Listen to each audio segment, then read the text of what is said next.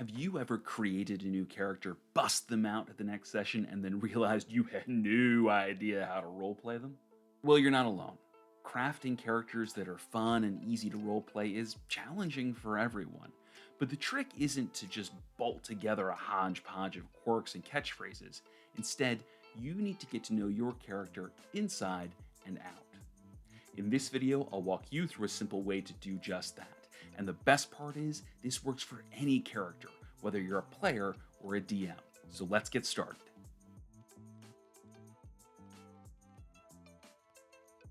Character creation has two main parts, the internal and the external. You can do them in any order that you want, so long as they influence each other. For the purposes of this video, let's build our character from the inside out. The inner aspects of a character are what drives them to do the things that they do. It's their inner world that only you, as their creator, will ever fully know. There are 5 primary internal drivers for every character. To figure out how they affect your character, you'll answer a question for each. The first is dissatisfaction. What is your character unhappy with in their life? This could be world-sized, like poverty, or individual, like unrequited love. Next, ask yourself, why are they dissatisfied with this part of their life more than any other? The goal is to understand why this is personal to them. For example, if they care about poverty, maybe it's because they grew up wondering where their next meal would come from. Asking why leads us to the second internal driver, values.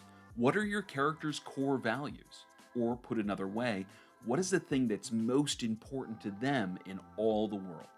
In D&D, core values are often the same as ideals and bonds. They represent the character's moral hierarchy, as well as what people, places, and things they value most. Whatever TTRPG you play, I recommend choosing at least 2 core values, because this creates the possibility for a situation where the character is forced to choose between them, which always creates exciting roleplay moments. The third internal driver is contentment. What specific thing does the character think will cure them of their dissatisfaction and make them truly happy? Usually, this is the inverse of their dissatisfaction, with an acknowledgement of their core values. For example, if their dissatisfaction is poverty, they might think wealth will make them happy. Misbelief is the fourth internal driver. I've talked about misbeliefs in other videos, but effectively a misbelief is a falsehood that the character believes to be a fundamental truth of life. Like, honesty is always the best policy. To find your character's misbelief, ask yourself which of their fundamental beliefs just isn't true. For example, your character might believe that everyone is running their own con, and life experience may have taught them that. However, objectively, we know that not everyone in life is dishonest. The final internal driver is fear. What is your character most afraid of? This might be the extreme version of their dissatisfaction, or it could be something completely different. For example, a down-on-his-luck, Oath of Glory paladin might fear dying before he ever makes a name for himself.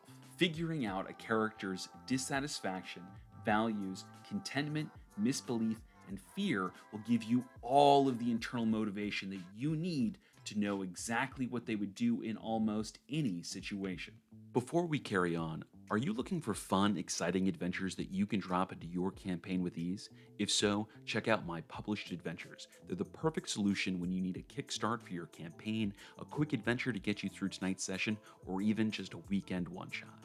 Go to rjkerr.com to find all my content. Thanks for listening, and now back to the video. External features are what most people think about when they first imagine a new character. But what a lot forget is that these are still linked to the character's internal world. Simply put, how a character presents themselves must either align or contrast with their internal drivers. There are 2 subcategories to examine here, behavior and appearance.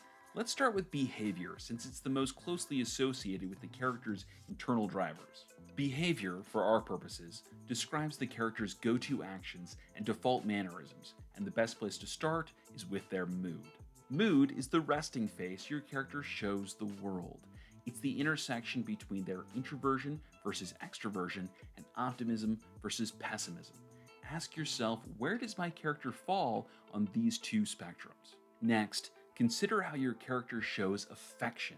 Ask, what's my character's love language? Now that might sound silly at first, but it's actually a really easy way to figure out how they show appreciation and affection to others, as well as what behaviors they view as appreciation from others.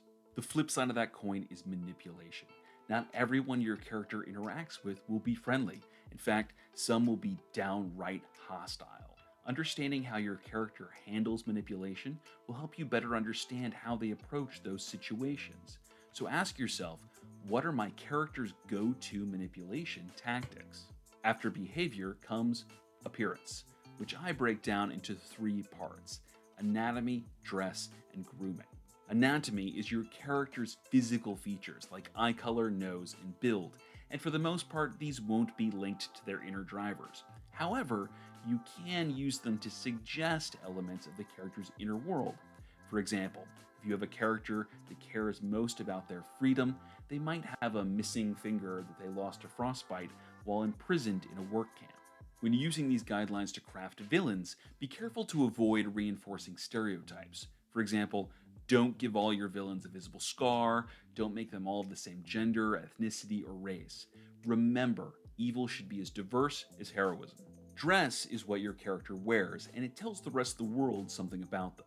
For example, plate armor and mage's robes project very different personalities. So ask yourself, what does my character wear on an average day? Try to imagine every piece of clothing from head to toe. Internal drivers may affect a character's dress. For example, they may pick clothing that projects their personality for all the world to see. Alternatively, they may choose outfits that hide parts of themselves that they don't want to share with others. Grooming refers to how a character wears their clothes and takes care of themselves, and this affects their public perception as well. For example, gleaming armor says one thing about a character, whereas battle-scarred armor says another. So ask yourself, how much attention does my character give their clothes and their hygiene? You certainly don't need this level of detail on every single NPC, but if you're making a player character or a major villain, it's absolutely worth the effort. Pulling all of these internal and external elements together sets you up with a character built for deep roleplay, who will evolve with the campaign, and most importantly, will stay fun to play session after session. Thank you so much for watching. If you've liked this video, please like and subscribe, and hit that bell icon so that you never miss a video.